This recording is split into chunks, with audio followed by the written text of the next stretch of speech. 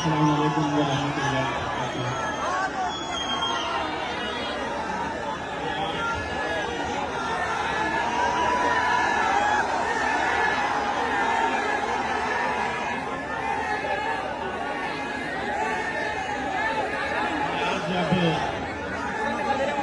शिरडी से दिल्ली के लिए रवाना हो रहा था, फ्लाइट में बैठ रहा था, तो असद भाई का मैंने ओखला के अंदर पैदल दौरा जो चल रहा था वो लाइव देख रहा था, और वो देखने के बाद मुझे पूरा यकीन हो गया कि इंशाअल्लाह इस बार ओखला के अंदर बदलाव होगा। इंशाअल्लाह ओखला के अंदर यकीनी एक तब्दीली आने वाली है।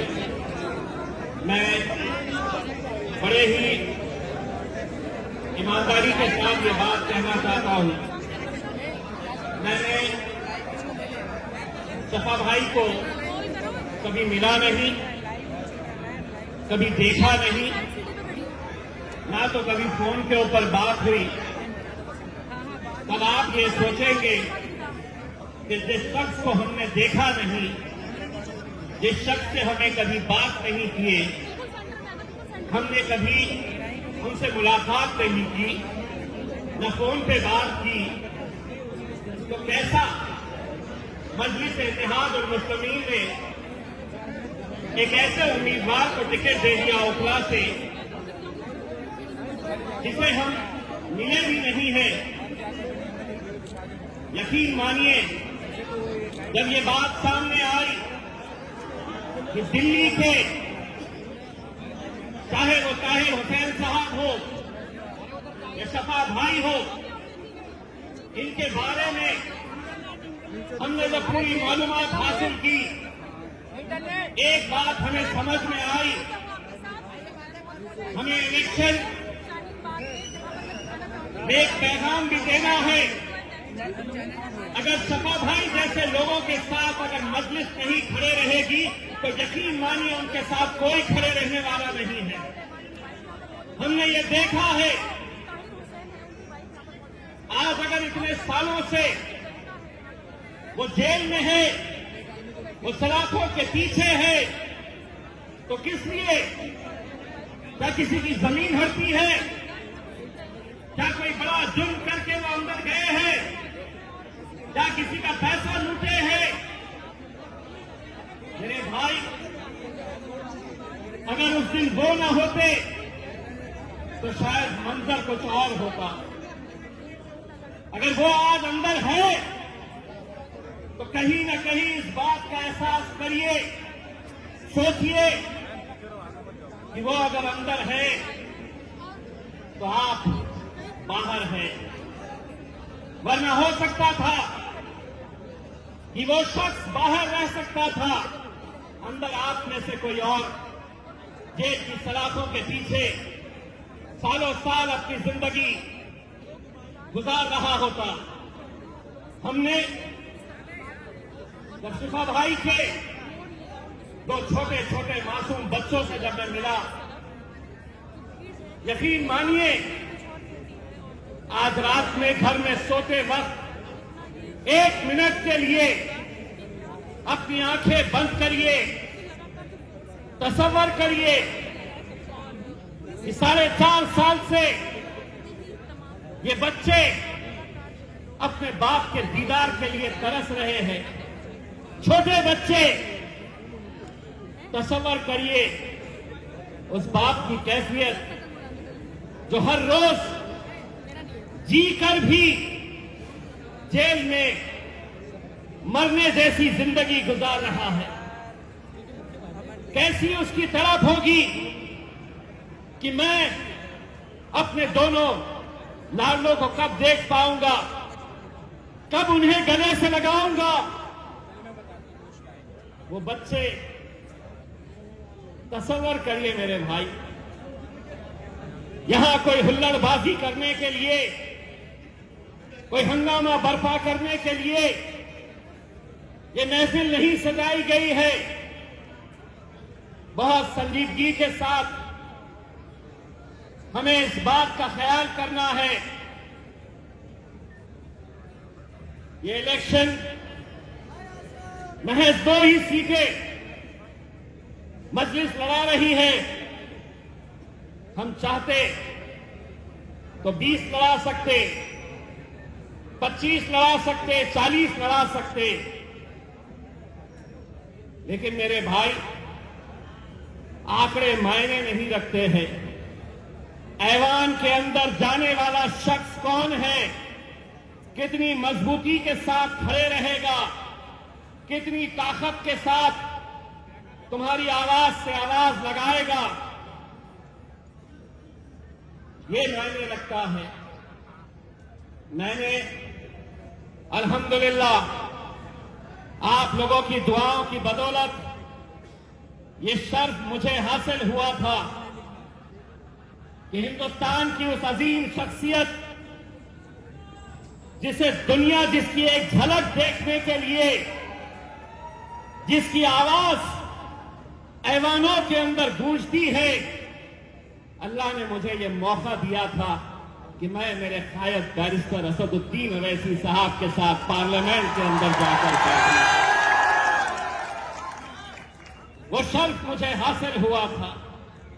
अल्लाह की मर्जी दोबारा मुझे मौका नहीं मिला, लेकिन मुझे मालूम है 2 की ताकत क्या होती है। वहां पे कितने और बैठे हुए हैं, कोई मायने नहीं रखता है। जंगल का हिसाब तो तुम जानते ही हो। जंगल में कभी भी गिनती गीदड़ों की, भेड़ बकरियों और कुत्तों की गिनती नहीं होती। शेर कितने हैं ये देखे जाते हैं। बहुत तकलीफ होती थी उन्हें कि एक शेरवानी से तो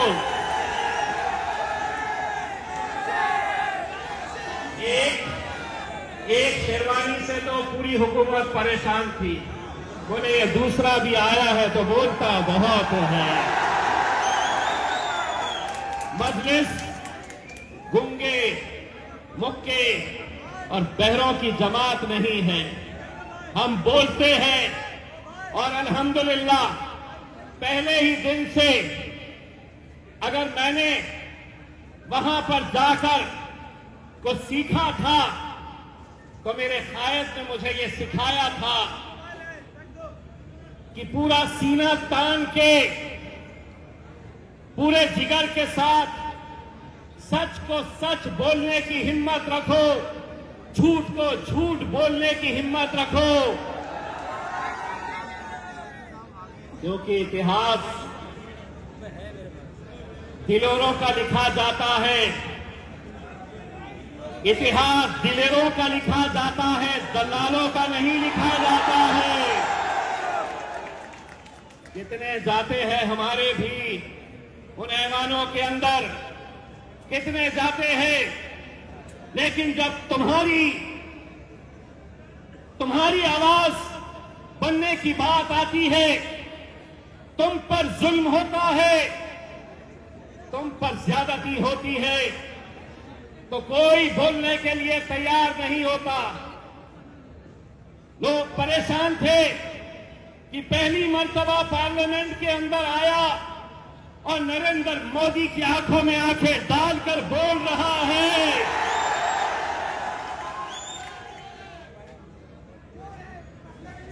जब पहली मर्तबा बोलने के लिए खड़ा हुआ था तो अमित शाह बाजू वाले से पूछ रहा था। अमित शाह ने बाजू वाले से पूछा, ये कौन? तो बोले साहब, असद भाई का एक और भाई आ चुका है। मेरे भाई, अगर मुझे इतनी खुशी होती है जब मैं ये नौजवानों का जोश देखता हूं, आपके जज्बे को मैं सलाम करता हूं। कभी कभी तो लगता है कि हम हैदराबाद में खड़े हैं कि जहां तक नजर जा सकती है वहां तक आवाम खड़ी हुई है। बस मुझे इतना यकीन दिला दो, इतना यकीन दिला दो, ए मीडिया वालों, थोड़ा कैमरा हमारे पास से हटा दो।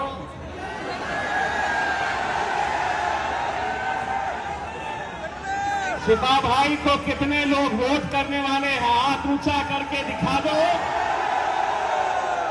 वहां दिखाओ। हमारे चेहरे में कुछ नहीं लिखा है, उनके हाथों में है जो भी है। 5 तारीख के दिन इंशाल्लाह यही हाथ उठेंगे और जुल्म के खिलाफ एक पैगाम हम देंगे। जुल्म के खिलाफ एक पैगाम पूरे हिंदुस्तान के अंदर हम देंगे। सारों की बेल हो जा रही, सारों की जमानतें हो जा रही है।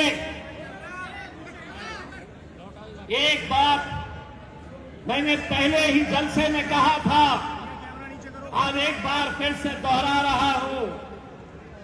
शिफा भाई, आप ये मत समझिए कि आप अकेले जेल में हैं।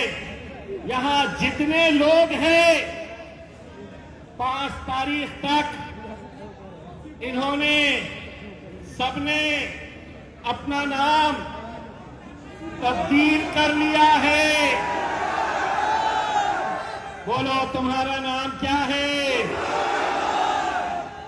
मेरा नाम क्या है?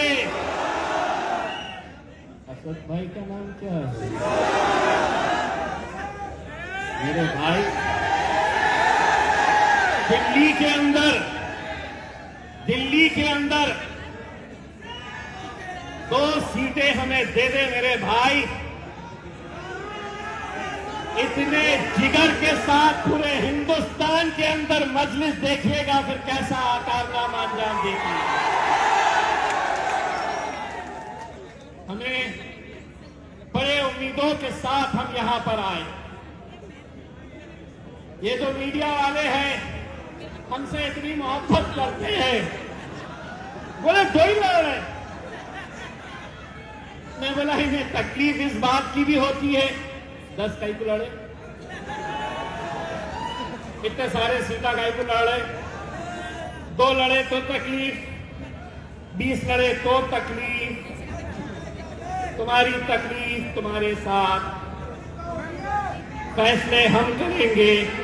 तुमको जो मीडिया पे चलाना है, जो मीडिया का इंटरव्यू हो रहा था, असद भाई से एक ही सवाल किया जा रहा था, आप दिल्ली के दंगाइयों को टिकट दे रहे हैं। वाह वाह रे मोदी, तेरा कानून।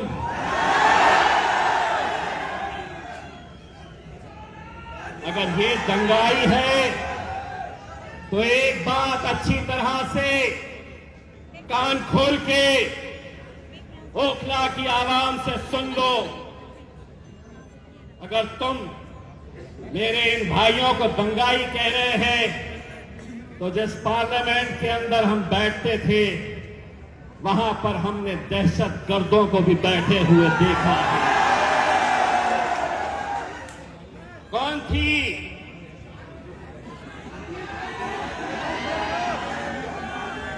तुम्हें मालूम है